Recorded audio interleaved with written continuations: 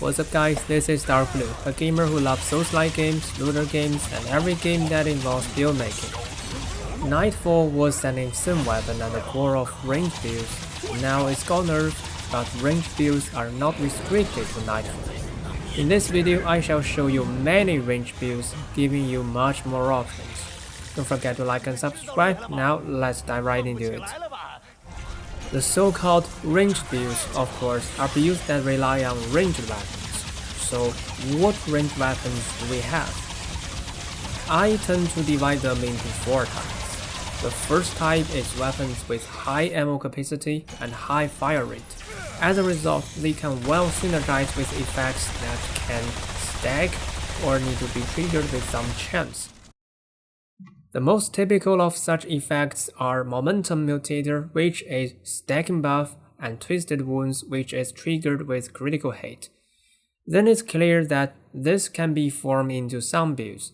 In fact, this is the type of build that Nightfall belongs to.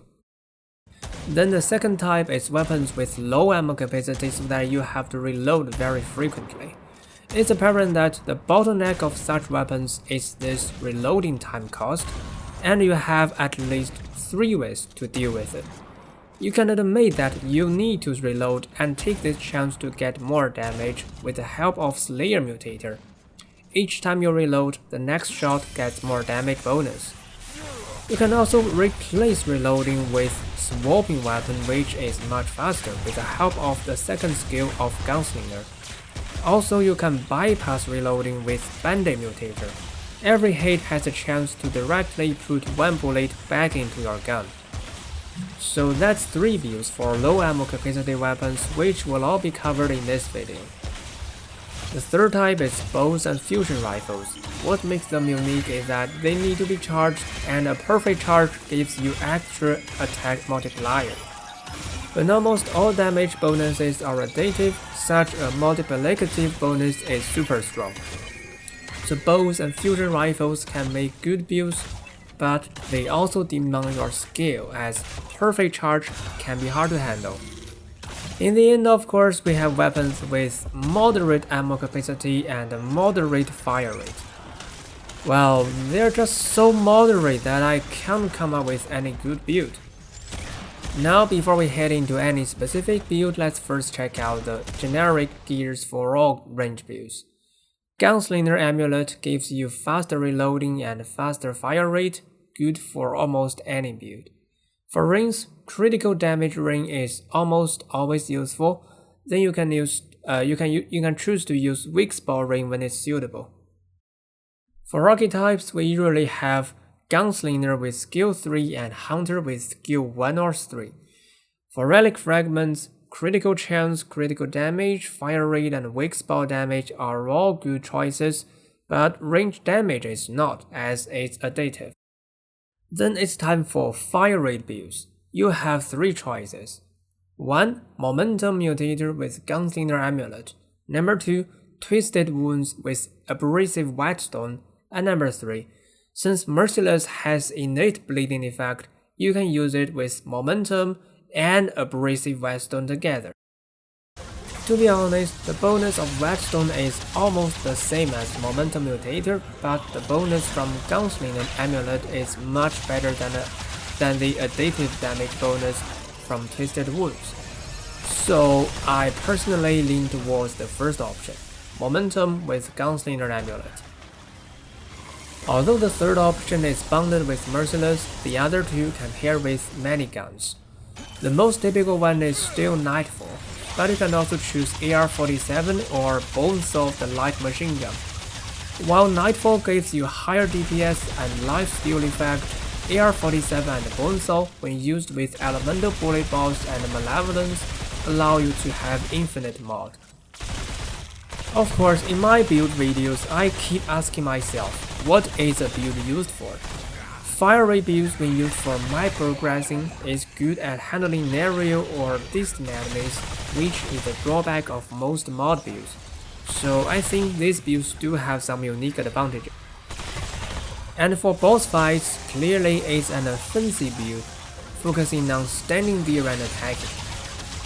Offensive builds have higher DPS than elusive builds, but DPS drops dramatically when you are interrupted. When we compare all offensive builds, fire rate builds lie in the mid-level. Builds with higher DPS such as bows or swapping builds requires much more complex rotation, and builds with lower DPS such as mod or turret builds have steadier DPS across the whole period. Well, since there is an obvious trade-off between max DPS and rotation complexity as well as DPS stability, every offensive build has its own unique position. Then let's see some builds for low ammo capacity weapons. Slayer build. This mutator is active only for the first shot after reloading, so usually we use weapons with only one ammo to pair with Slayer. However, Slayer gives you only 20% additive damage bonus, which is very low, so this mutator is not as strong as it was in From the Ashes. Back then, Slayer had 30% bonus and you didn't have the high damage bonus from archetypes. And for its usage, I don't recommend it for map progressing, as it's much on the contrary to being flexible. Then in boss fights, Slayer build is clearly an elusive build. This means your DPS won't drop too much when your attack is interrupted. So it's good when the boss attacks very frequently and forces you to dodge. Its basic DPS is 1500, but with all mods and skills activated, it can reach 2700 DPS for a short time. This DPS is roughly at the mid-level of all elusive builds, but it deals physical damage, which means you can use this build against bosses with elemental resistant effects. In summary, when a boss uses elusive builds but have elemental resistance, you can use Slayer builds rather than mod builds. The second option for low ammo capacity weapons is swapping builds. In such a build, you use Gunslinger skill 2 to replace reloading with swapping, which can be much faster. A full swapping build needs both swapping speed and skill duration. To get more swapping speed, you need a swapping speed relic fragment and a Gunslinger ring. And to get more skill duration, you can use a relic fragment and the Stone of Continuance. Since Gunslinger Amulet won't make much contribution to this build, we replace it with Abrasive Whetstone and put Twisted Wounds on one of your weapons. Next, prepare 2 low ammo capacity weapons and activate Gunslinger skill 2. This build reaches 5500 DPS for me, but since targets in the range won't bleed, the actual DPS is higher. I guess it can reach above 6000. However, a swapping build is very difficult to use as this rotation is very complicated, and how much total damage you can deal within the short duration of skill 2 is a problem. So in summary, swapping builds are for boss fights only and it's a typical offensive build. Among all offensive builds, they have relatively high DPS but are very difficult to use and the DPS is very unstable. The last option is Bandit Mutator. It gives you a chance to instantly restore a bullet on successful shots. Now you can notice that this build relies heavily on RNG, so its DPS is highly unstable. Well, the good side is it's super easy to use. You only need to pull the trigger and hope to be lucky enough. As for its usage, it's also an offensive build for boss fights, and I don't think it's a good choice to rely on such an unstable build for map progressing.